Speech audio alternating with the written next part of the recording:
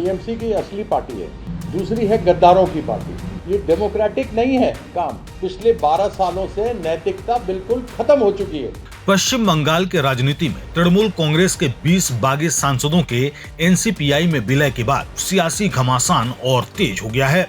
इस पूरे घटनाक्रम पर प्रतिक्रिया देते हुए तृणमूल कांग्रेस के वरिष्ठ सांसद कीर्ति आजाद ने बागी सांसदों पर तीखा हमला बोला है।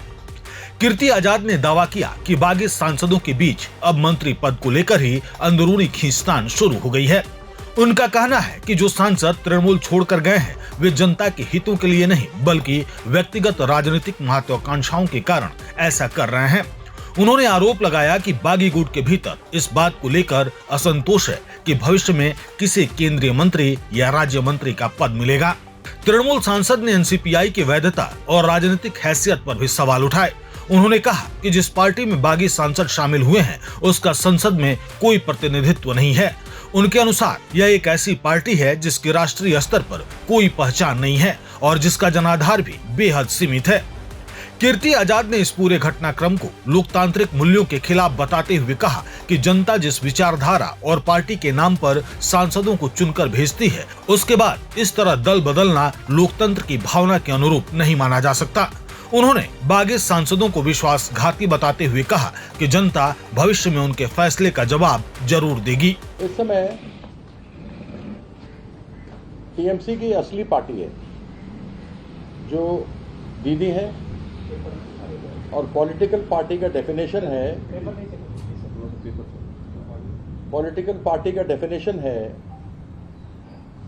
उसकी पदाधिकारी, उसकी executive committee, district committee, block committee, ग्राम कमेटी नीचे तक जाता है।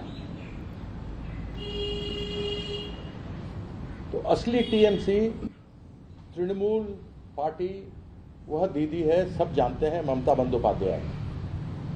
दूसरी है गद्दारों की पार्टी।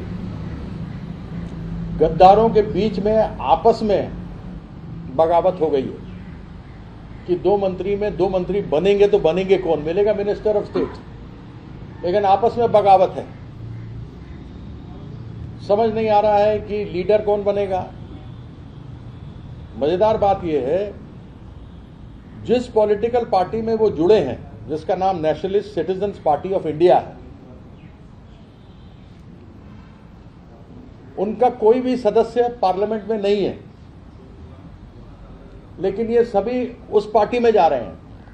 ये वो पार्टी है जो रजिस्टर्ड अनरिकॉग्नाइज्ड पॉलिटिकल पार्टी है इलेक्शन कमीशन ऑफ इंडिया में, यानी इसका कोई दायित्व नहीं है, अभी अस्तित्व नहीं है।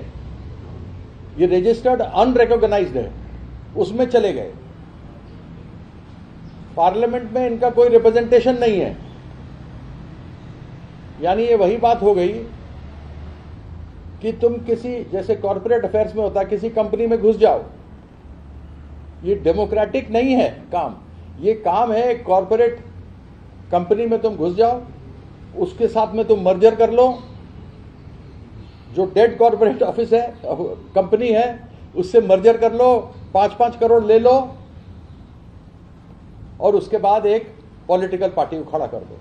ये है, देखिए, इलेक्शन कमीशन का। आप ये देख सकते हैं, सर्कल में लगाया हुआ है नेशनलिस्ट, इसका नंबर है 1225, 1225। देख लीजिए आप, ये देखिए मेरी उंगली रखी है वहां पे, आप देख सकते हैं। इनका यह अस्तित्व बन चुका है, इनकी हालत खराब हो चुकी है। इनको टीएमसी के घर से तो निकाल लिया बीजेपी ने, लेकिन बीजेपी के दरवाजे में घुसने नहीं दिया,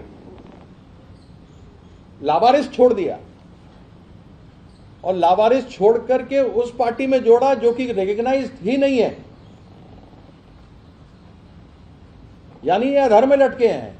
साथ में इनके अंदर ही बगावत हो गई है कि मंत्री कौन बनेगा।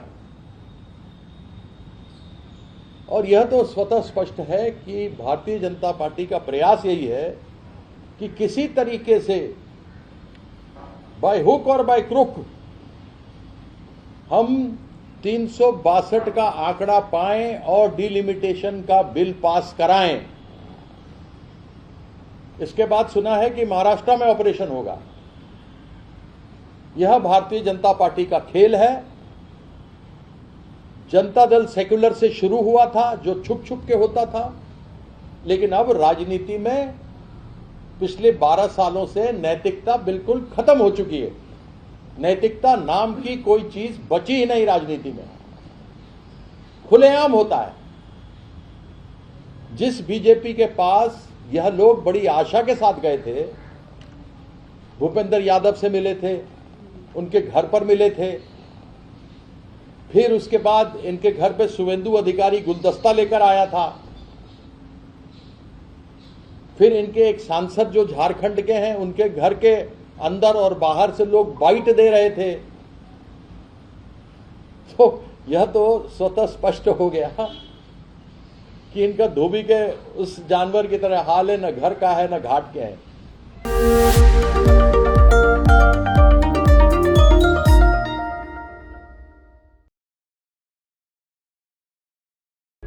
प्रभातखबर.com, विश्वास वही, रफ्तार नहीं।